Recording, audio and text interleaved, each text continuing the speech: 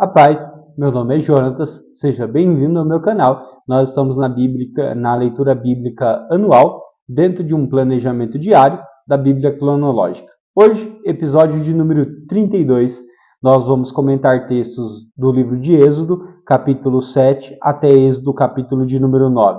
São a inserção das pragas no Egito, pelo menos as 7 primeiras, um embate um pouco mais agressivo entre Moisés, Arão e Faraó. Então, desde já eu te convido a essa jornada. Peço para você se inscreva no canal, isso é muito importante. Também curte, compartilhe, né? Comente, compartilhe, né, esse vídeo com alguém, essa palavra com alguém. Tem sido uma jornada muito edificante para nós. Episódio de número 32, nós iniciamos no capítulo de número 7.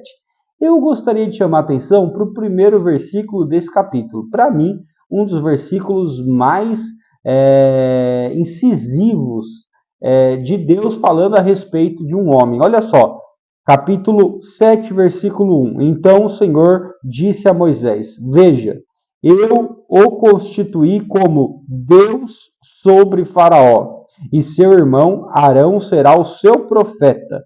Você falará tudo que eu lhe ordenar, e Arão, seu irmão, falará a Faraó para que deixe sair da terra dos filhos.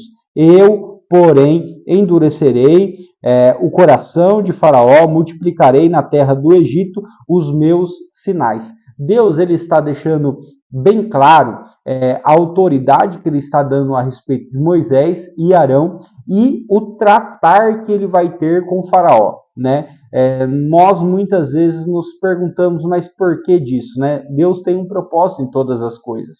As pragas, elas não são apenas para castigar o Egito e a sua terra, mas sim para confrontar divindades, Deus que eles adoravam, era uma terra extremamente politeísta, e Deus basicamente quebra esse orgulho, essa arrogância e castiga-os, evidentemente, pela escravidão do seu povo ao qual estava tendo. Então, no capítulo de número 7, Deus vai continuar falando para Moisés e vai falar assim: Moisés, vai lá para a beira do rio, né? Eu vou ser um pouco mais literal no texto, ou aqui na Bíblia, acompanhando, e você vai chegar lá e você vai falar para Moisés, para Faraó, confrontando, pedindo a liberação do povo, mas isso não vai acontecer, então você vai fazer justamente aquilo que tem que fazer, né? Os sinais iniciarão. É interessante nós analisarmos que Moisés, ele tinha 80 anos e Arão tinha 83 anos nesse momento. Então Deus, ele vai delegar essa palavra e ele vai falar assim: olha, você vai lá e você vai fazer isso. Você vai pegar o seu bordão, né, o seu cajado, vai colocar ali no Rio Jordão e aquela água vai se transformar em sangue. Logo depois você vai estender na mão de Arão o bordão e vai colocar para os 4 cantos, e toda a água no Egito, seja em vasilhames de barro, de metal, tudo se tornará em sangue. Interessante isso porque é justamente o tratar de Deus em relação a isso. Então nós vemos justamente acontecendo exatamente isso. Moisés e Arão vão ali, Faraó está ali se banhando ali num barco, né?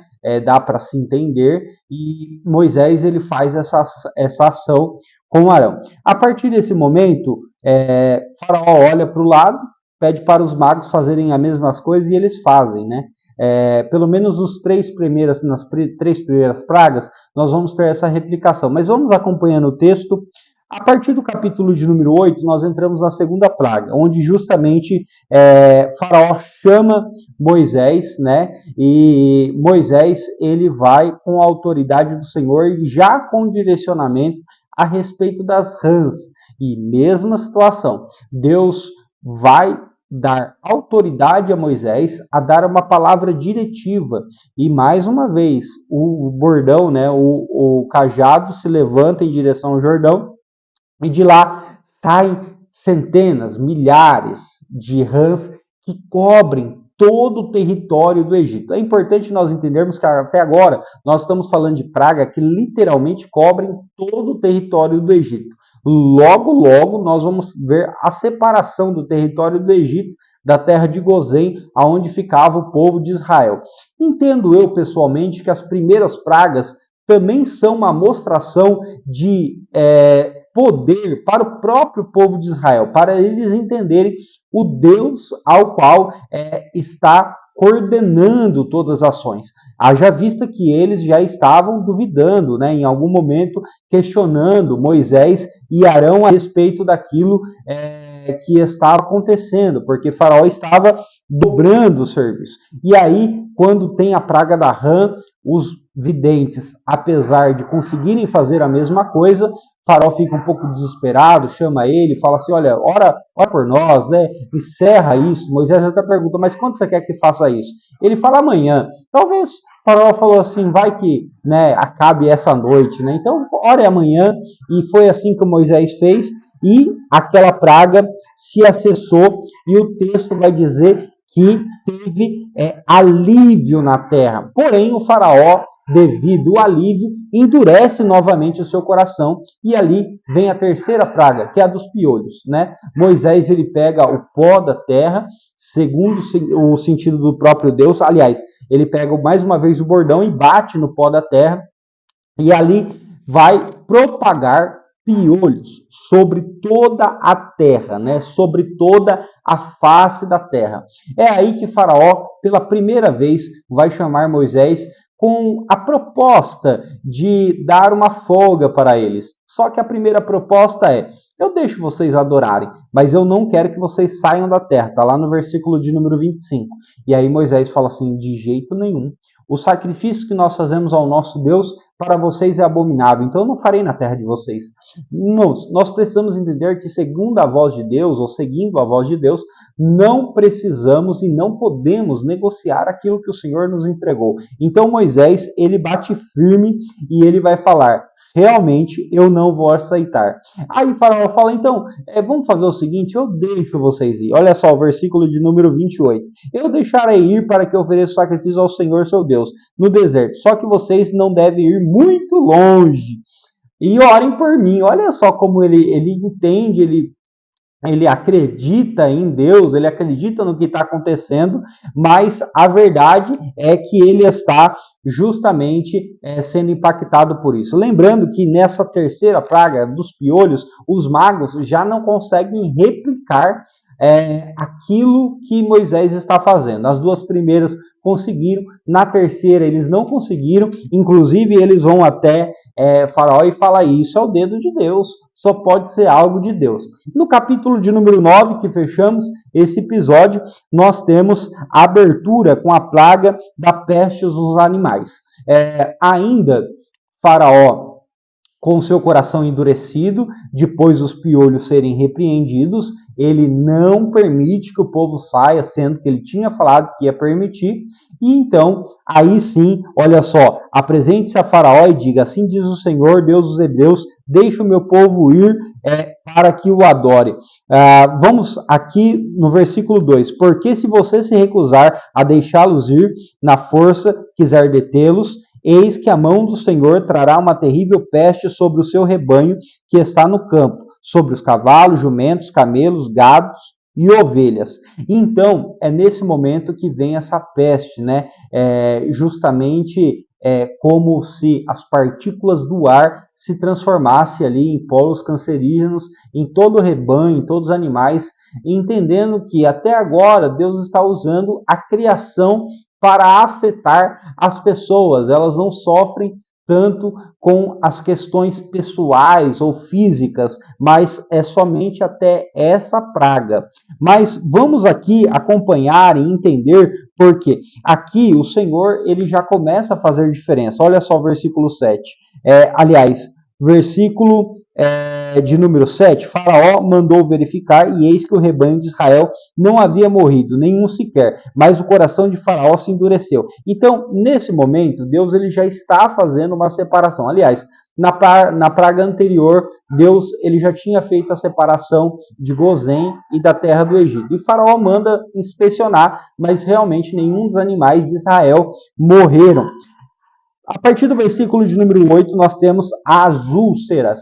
Aqui é uma ação mais direta às pessoas, porque nós vamos ter as úlceras, que são feridas, dando nos próprios egípcios, né? Então nós vamos ver realmente o povo sofrendo, o povo padecendo, e ali eles já vão começar também a criticar, a reclamar. O texto vai dizer que os próprios magos já não conseguiam permanecer perante Moisés por toda essa situação. E então nós chegamos na sétima praga que fecha o episódio de hoje, que é a praga da chuva de pedras. Essa praga é uma praga muito pesada.